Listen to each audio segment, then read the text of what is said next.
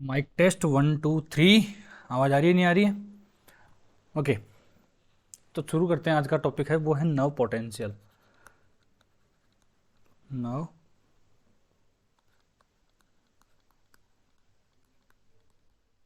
नव पोटेंशियल। तो ये एक फिजियोलॉजी का टॉपिक है जो कि फर्स्ट ईयर में आता है आपके। मुझे पता है, देखो ज़्यादा लोग तो तुम देखते नहीं हो इस वीडियो को, और जो भी देखते हैं वो शुरू के 1 2 मिनट देख के चले जाते हैं, लेकिन कोशिश करना कि लास्ट तक देखो, कुछ सीखने को भी मिलेगा, ये मेरी गारंटी है। अब नव सेल पोटेंशियल में समझाऊँ उससे पहले मेरे को आपको एक नॉर्मल सेल का डायग्राम बताता हूँ कि एक ये सेल मान लेते हैं। इसके अंदर क्या क्या होते होंगे? इसके अंदर होता होगा एटीपी, इसके अंदर होती होगी प्रोटीन्स, ठीक है। इसके अंदर होते होंगे फॉस्फेट्स। फॉस्फेट्स अब ये सब इसके अंदर होते हैं। और बाहर क्या होता होगा? बाहर होता होगा सोडियम और अदर कैल्शियम, ये सब आयंस होते होंगे। ये क्या है? बाहर ECF है, एक्स्ट्रा सेल्यूलर फ्लूइड, और ये ICF है, इंट्रा सेल्यूलर फ्लूइड। तो अब मेरे को आप बेसिकली बता सकते हो ना कि बाहर पॉजिटिव ज़्यादा है या अंदर पॉजिटिव ज़्यादा है। ऑब्वियसली अंदर तो नेगेटिव नेगेटिव भरा पड़ा है। तो नॉर्मली जो सेल होती है उसका क्या होता है कि ये एक नॉर्मल सेल है। दोबारा वहाँ पे क्या हो गया कि मैंने लिख दिया। तो नॉर्मल जो सेल होती है उसके अंदर माइनस होता है और बाहर पॉजिटिव होता है।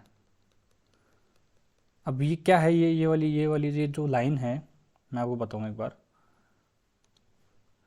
ये जो लाइन है ये क्या है? ऑब्वियसली सेल मेम्ब्रेन है ना ये। तो इस सेल मेम्ब्रेन के एक तरफ पॉजिटिव है और एक तरफ नेगेटिव है। तो मुझे कोई भी बता सकता है इस चीज़ में कि यहाँ पे पोटेंशियल डिफरेंस होगा कि नहीं होगा। पोटेंशियल डिफरेंस क्या होता है कि जहाँ पे एक पॉजिटिव चार्ज हो या एक नेगेटिव चार्ज हो, तो दोनों के बीच के पोटेंशियल क्या डिफरेंस, पोटेंशियल डिफरेंस होगा, ठीक है।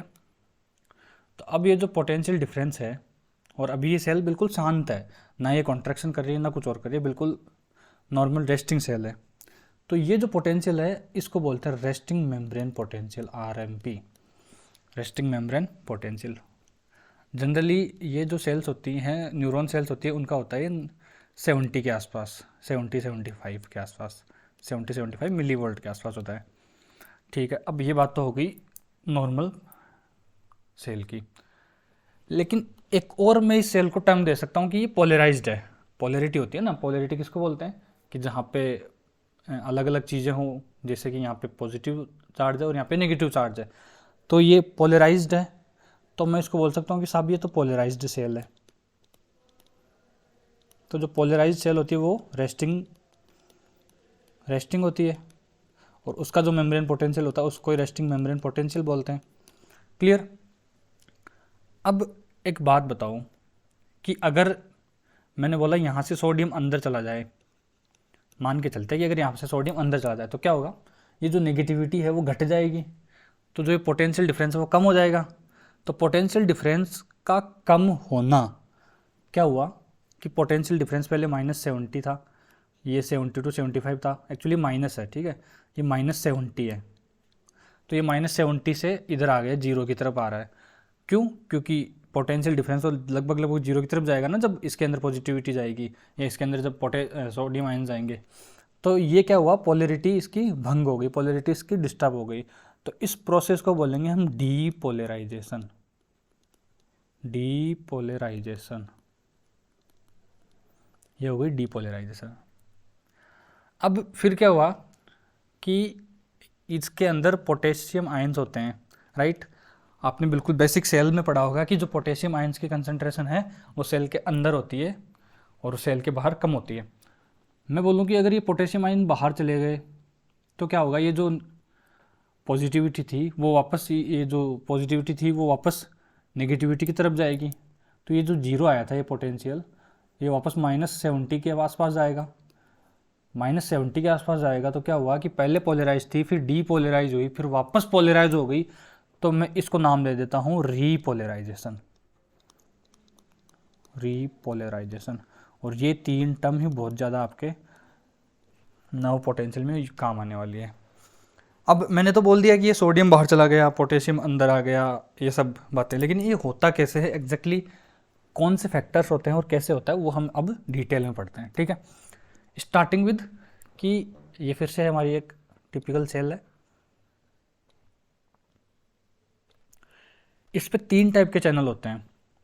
एक तो लीकी चैनल्स जो हमेशा लीक करते रहते हैं, जैसे अंदर सोडियम कम होता है और बाहर सोडियम ज़्यादा होता है, बाहर सोडियम ही सोडियम है भर भर के, तो क्या होगा, सोडियम अंदर लीक करता रहेगा। फिर आते हैं voltage gated channel. Voltage gated channel का कॉन्सेप्ट समझना बेटा। जब मैं बोलता हूँ voltage gated channel, voltage gated channel, example लेता हूँ मैं सोडियम वोल्टेज गेटेड चैनल की,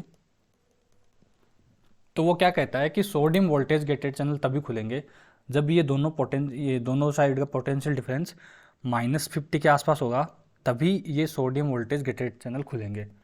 अब सोडियम वोल्टेज गेटेड चैनल खुलने से क्या होगा कि जो बाहर वाला सोडियम है वो अंदर की तरफ आएगा। क्या होगा, जो बाहर वाला सोडियम है वो अंदर की तरफ आएगा। तो ये हो गया वोल्टेज गेटेड चैनल का कॉन्सेप्ट। फिर एक होता है एटीपी पंप, एटीपेज पंप, और सबसे फेमस क्या है, sodium potassium pump, sodium potassium ATPase pump. ये क्या करता है बेटा, ये सोडियम पोटेशियम को एटीपी की हेल्प से पंप करता है। कैसे करता है, ऑब्वियसली अगर मैंने बोला एटीपेज तो ये एटीपी यूज़ कर रहा है, एटीपी यूज़ कर रहा है तो मतलब ये एक्टिव पंप है, और एक्टिव पंप है तो मतलब ये कंसंट्रेशन ग्रेडियंट के अगेंस्ट काम करेगा। तो अगर सोडियम बाहर ज़्यादा है तो ये सोडियम को बाहर की तरफ पंप करेगा और पोटेशियम को अंदर लेके आएगा। ठीक है, तो कितने चैनल होते हैं बेटा, पहला मैंने बताया लीकी चैनल, दूसरा मैंने बताया वोल्टेज गेटेड चैनल,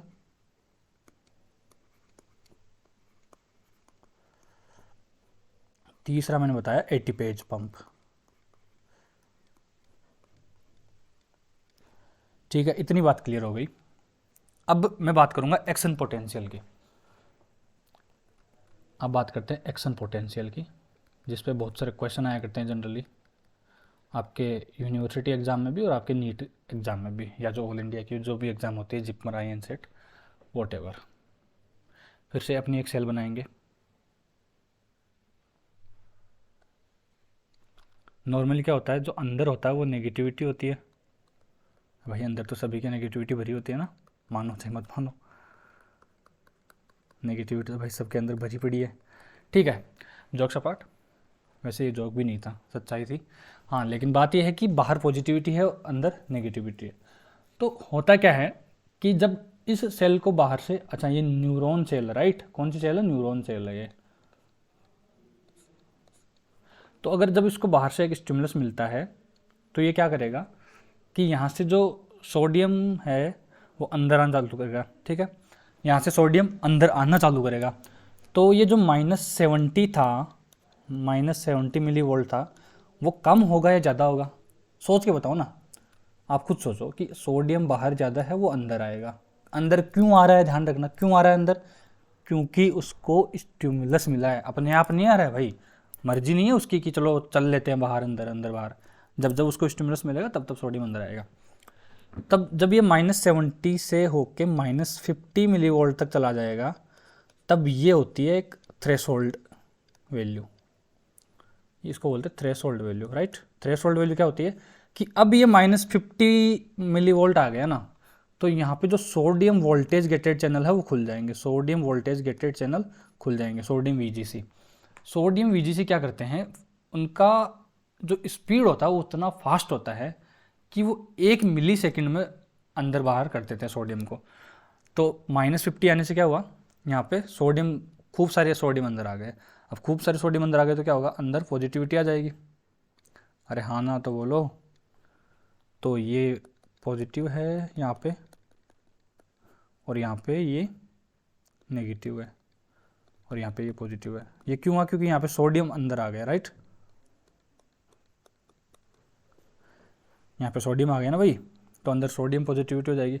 लेकिन क्या होता है कि जैसे ही सोडियम अंदर आता है, ये -70 से 0 की तरफ जाता है, और 0 से +35 की तरफ जाता है, +35 मिली वोल्ट तक जाता है।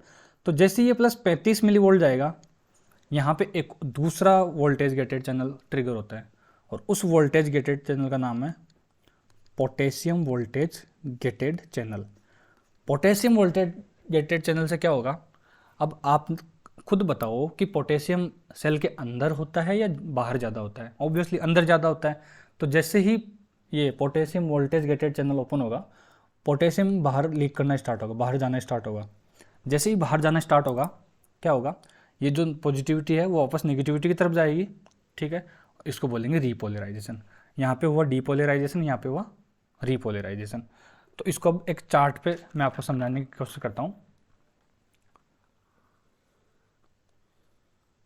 ये हमारा टाइम एक्सिस है और ये वोल्टेज एक्सिस है।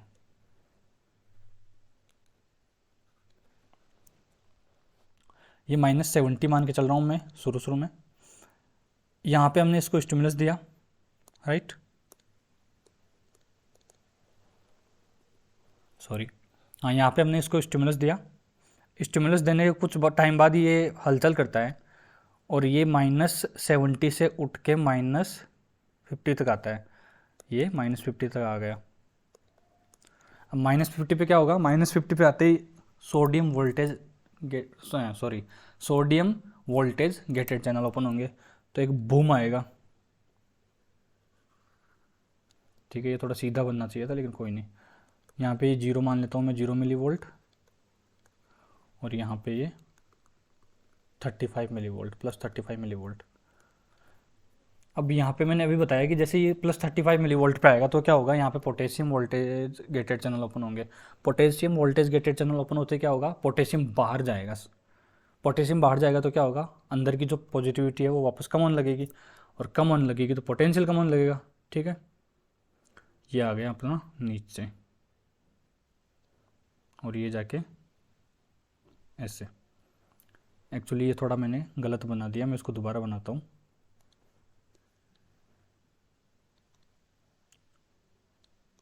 हाँ, तो यहाँ पे potassium voltage gated channel open हुआ तो यहाँ से ये नीचे आएगा। अब एक्चुअली होता क्या है कि ये आके रुक जाना चाहिए था -70 पे, क्योंकि पहले -70 था, लेकिन पोटेशियम थोड़ी देर ज़्यादा देर तक खुले रहते हैं, तो ये -70 ना होके ये चला जाता -90 तक, ठीक है। ये चला गया -90 तक। इसको बोलते हैं हाइपर पोलराइजेशन। अब हाइपर पोलराइजेशन तो ठीक है, ये समझ आ गया। ये इधर ये डीपोलराइजेशन हो गया, ठीक है, ये रीपोलराइजेशन हो गया, और ये जो था ये हाइपर पोलराइजेशन हो गया। लेकिन अब आपके दिमाग में क्वेश्चन आना चाहिए कि शुरू में क्या था, ये अपनी सेल थी, इसके अंदर पोटेशियम ज़्यादा थे और बाहर सोडियम कम थे, सॉरी, बाहर सोडियम ज़्यादा थे, अंदर भी पोटेशियम ज़्यादा थे। ये शुरू वाली पोलराइज्ड है, लेकिन रीपोलराइज होने के टाइम क्या हुआ कि सोडियम अंदर ज़्यादा हो गए और पोटेशियम बाहर ज़्यादा हो गए। तो इसको ठीक तो करना पड़ेगा ना। तो इसको ठीक करने के लिए कौन सा पंप यूज़ होता है, या कौन सा पंप ये काम करता है, मैंने भी बताया था, सोडियम पोटेशियम एटीपेज पंप। ये क्या करेगा, एक सोडियम को बाहर फेंकेगा और एक पोटेशियम को अंदर लेगा। तो उससे क्या है कि जो नॉर्मल कंडीशन होती है सेल की वो वापस आ जाती है, और इसी चक्कर में या इसी के चलते ये हाइपर पोलराइजेशन से वापस अपना रीपोलराइजेशन तक आ जाता है, ठीक है। इसमें एक और टर्म होती है ओवरशूट। ओवरशूट किसको कहते हैं, ये जो 0 मिली वोल्ट के ऊपर जितना पोटेंशियल स्पाइक कर गया उसको बोलते हैं ओवरशूट, ठीक है बच्चों। तो ये हो गया आपका रीपोलराइजेशन, डीपोलराइजेशन, हाइपर पोलराइजेशन, जो भी पूछे। अब मेरे को एक बात बताओ, यहाँ हमने स्टिमुलस दिया, मैंने बोल दिया ये पॉइंट ऑफ स्टिमुलस है, लेकिन यहाँ पे ये काम करना चालू हुआ, तो भाई ये तो टाइम लग गया ना इसको, तो इसको बोलते हैं लेटेंट पीरियड। क्या बोलते हैं, लेटेंट पीरियड। और ये जो है ये यहाँ से ये जो देखो बढ़ के जा रहा है, बढ़ के जा रहा है, बढ़ के जा रहा है ना, तो इसको बोलते हैं लोकल रिस्पॉन्स। अच्छा, क्या हो अगर ये लोकल रिस्पॉन्स -50 तक नहीं जा पाए, तो अगर ये -50 तक नहीं जा पाएगा तो क्या होगा, ये प्रॉपर हाइपर डीपोलराइजेशन नहीं कर पाएगा, राइट। तो ये हो गया आपका डीपोलराइजेशन एंड रीपोलराइजेशन। तो ये हो गया अपना रीपोलराइजेशन, डीपोलराइजेशन, हाइपरपोलराइजेशन। अब कुछ बातें करते हैं अलग से। क्या बातें करता है कि अगर एक्स्ट्रा सेल्यूलर जो सोडियम है, सॉरी, एक्स्ट्रा सेल्यूलर कैल्शियम है, वो अगर इंक्रीज हो जाए, जैसे कब होता है, जैसे जैसे हम दूध पीते हैं तो एक्स्ट्रा सेल्यूलर कैल्शियम इंक्रीज होता है, तो उससे क्या होगा कि एक्स्ट्रा सेल्यूलर कैल्शियम बढ़ने से क्या होगा, जो बाहर वाली पॉजिटिविटी है वो इंक्रीज होगी और अंदर वाली नेगेटिविटी वो तो वैसी ही है। तो ये जो नॉर्मल -70 मिली वोल्ट होता है वो -90 -100 इस तरफ चला जाएगा। क्यों क्यों चला गया? क्योंकि बाहर जो पॉजिटिविटी थी या जो बाहर पॉजिटिव आयन थे वो ज़्यादा हो गए, राइट। जब बाहर वाले पॉजिटिव आयन ज़्यादा हो जाएंगे तो जो पोटेंशियल डिफरेंस है वो ज़्यादा हो जाएगा, और सेम एक्शन पोटेंशियल को प्रोड्यूस करने के लिए हमें ज़्यादा बड़ा स्टिमुलस चाहिए। तभी तो बोलते हैं ना कि दूध पीने के बाद बढ़िया नींद आती है। क्यों नींद आती है भाई? क्योंकि हमें जो हमारे न्यूरॉन्स होते हैं वो उतना एक्साइट नहीं करते, राइट। लेकिन इसी का उल्टा अगर एक्स्ट्रा सेल्यूलर कैल्शियम कम हो जाए भाई साहब, तो क्या होगा? तो ये जो -70 है मिली वोल्ट, ये चला जाएगा -30 के आसपास, -50 के आसपास, जो भी, ये तो एक एग्जाम्पल के लिए बता रहा हूँ। तो जो एक्साइटेबिलिटी है वो इंक्रीज हो जाएगी। तो अगर कैल्शियम घट गया तो एक्साइटेबिलिटी इंक्रीज हो जाएगी, जैसे स्पाज्म में होता है ना, एक्साइटेबिलिटी इंक्रीज हो जाएगी। तो ये बेसिक बातें हैं। अब इसका अप्लाइड एस्पेक्ट क्या होता है कि ये जो सोडियम चैनल ब्लॉकर हैं, जैसे कि मैं एग्जांपल दूं आपको, लिग्नोकेन और प्रोकेन, ये दोनों दवाइयाँ क्या करती है, हालांकि ये फार्मेकोलॉजी का टॉपिक है लेकिन हाँ लिख के आओगे तो ज़्यादा मार्क्स मिलेंगे, इसमें बुरा तो कुछ है नहीं। तो लिग्नोकेन को देने से क्या होता है, सोडियम चैनल ब्लॉक होते हैं। सोडियम चैनल ब्लॉक होते हैं। सोडियम चैनल ब्लॉक होने से क्या होता है, डीपोलराइजेशन नहीं होगा। डीपोलराइजेशन नहीं होगा तो क्या होगा, जो आगे सिग्नल है वो ट्रांसमिट नहीं होगा, और जब सिग्नल ट्रांसमिट नहीं होगा तो हम बोल सकते हैं कि दर्द भी आगे फील नहीं होगा। तो मैंने बोला कि मैं इसको लोकल एनेस्थीसिया के रूप में यूज़ कर सकता हूँ। हाँ सर, बिल्कुल कर सकते हैं, कोई दिक्कत नहीं है। तो जो लिग्नोकेन या प्रोकेन होती है वो सोडियम चैनल ब्लॉकर होती है, और ये लोकल एनेस्थेटिक एजेंट के रूप में यूज करी जाती है।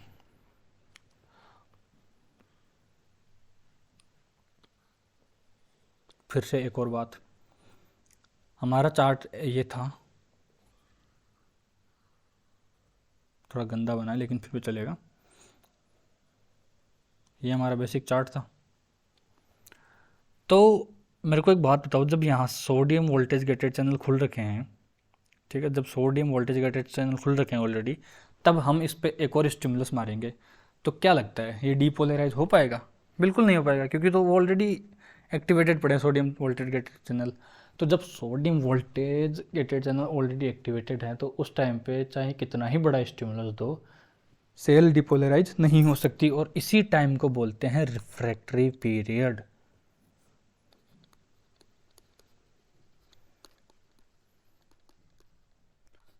Refractory period, right. अब रिफ्रैक्टरी पीरियड दो टाइप के होते हैं, एक तो होता है एब्सोल्यूट रिफ्रैक्टरी पीरियड और दूसरा होता है relative refractory period. Absolute refractory period में चाहे स्टिमुलाई की इंटेंसिटी कितनी भी हो, लेकिन जो डीपोलराइजेशन है वो नहीं हो पाएगा। और जो लेकिन रिलेटिव रिफ्रैक्टरी पीरियड है, अगर उसमें थोड़ा ज़्यादा स्ट्रॉन्ग स्टिमुलाई लगाया जाए तो हाँ डीपोलराइज हो सकता है। ये पूरे रिफ्रैक्टरी पीरियड का 2/3 होता है। क्लिनिकल क्वेश्चन की या नीट के एग्ज़ाम की दृष्टि से ये बड़ा इंपॉर्टेंट है कि ये जो पूरा रिफ्रैक्टरी पीरियड होता है उसका ये 2/3 होता है, और ये होता है 1/3। यानी मैं बोल सकता हूँ कि यहाँ से लेके यहाँ तक ये जो टाइम है ये है एब्सोल्यूट रिफ्रैक्टरी पीरियड, और यहाँ से लेके ये वाला है, ये है रिलेटिव रिफ्रैक्टरी पीरियड, ठीक है। तो ये हो गया रिफ्रैक्टरी पीरियड का कॉन्सेप्ट। फिर आती है propagation, propagation of potential, action potential. हमें पता है कि अगर एक बार कहीं पोटेंशियल जनरेट हो जाता है तो वो कंप्लीट आगे जाता है, और उसी को ऑल और नन लो बोलते हैं, कि या तो प्रोड्यूस ही नहीं होगा, और अगर वो प्रोड्यूस हो गया तो ये पूरी एक्सोन के अलोंग जाएगा, ठीक है। तो ये होता कैसे है? तो मैं एक एग्जांपल देता हूँ आपको, कि जैसे ये नॉर्मल एक नाव है, इसका एक छोटा सा पार्ट डीपोलराइज हो चुका है,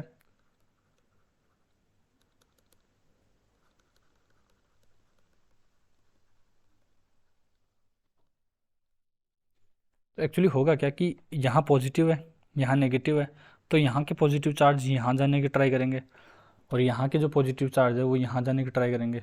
तो अब ये सिनेरियो कैसा बन जाएगा, ये सिनेरियो बन जाएगा कुछ ऐसा कि यहाँ के पॉजिटिव यहाँ आ गए, यहाँ के पॉजिटिव यहाँ आ गए, तो ये हो गया ऐसा कुछ।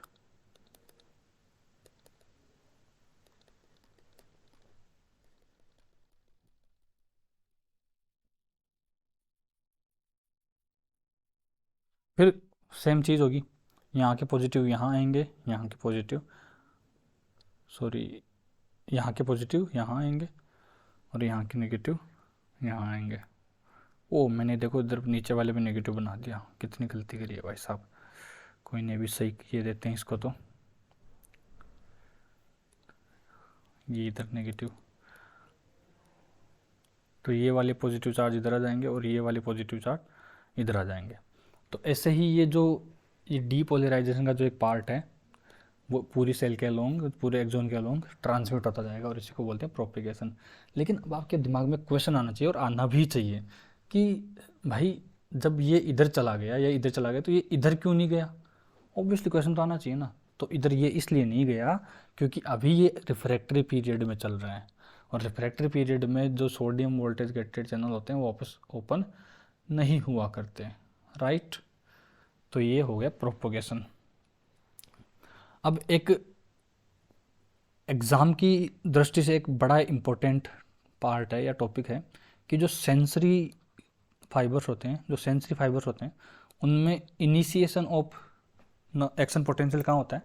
पूछेगा कि initiation of action potential in sensory nerve, तो आपको आंसर करना है फर्स्ट नोड ऑफ रेनवियर। अब ये नोड ऑफ रेनवियर क्या होता है ये भी मैं जल्दी बताऊंगा, लेकिन जो मोटर वाला होता है, मोटर न्यूरॉन्स होते हैं उनमें होता है एक्सॉन हिल हॉक में, एक्सॉन हिल हॉक।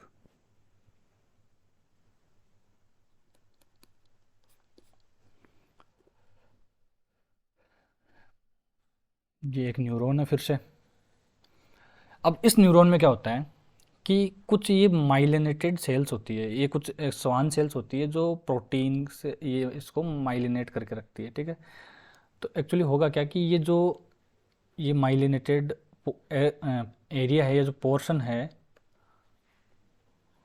उसके आर पार सोडियम नहीं जा पाता, ठीक है। तो मैंने बोला कि यहाँ पे जैसे ये डीपोलराइज हो रखी है,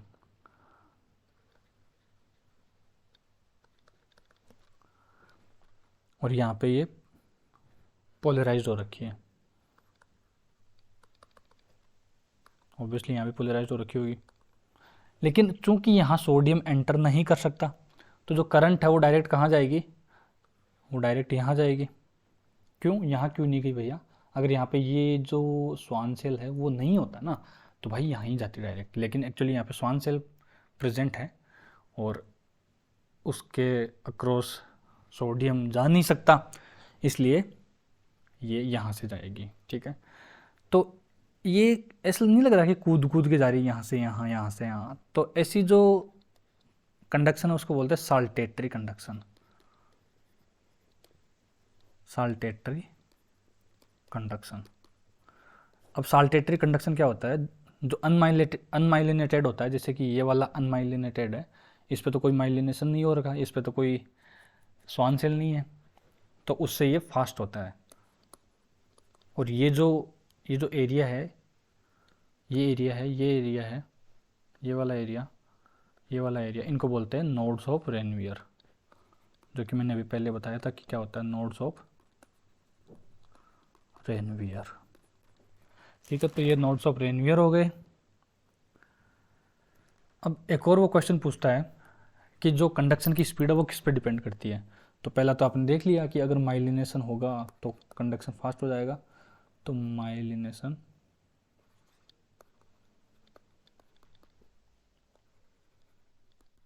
दूसरा, जैसे कि हमने इलेक्ट्रिसिटी में पढ़ा है, इलेक्ट्रिक करंट में पढ़ा है कि अगर डायमीटर ज़्यादा होता है वायर का तो करंट फास्ट जाती है, तो सेम यहाँ पे अप्लाई होता है कि अगर ये जो न्यूरॉन है इसका डायमीटर ज़्यादा होगा तो जो कंडक्शन की स्पीड है वो भी ज़्यादा होगी। आई होप ये सब जो सारी चीज़ें हैं वो समझ आई होंगी, और नहीं आई तो नीचे कमेंट सेक्शन ओपन है, जिसमें आप कभी कमेंट करते नहीं हो। ठीक है, अगर कोई डाउट हो तो कमेंट करो। जय हिंद।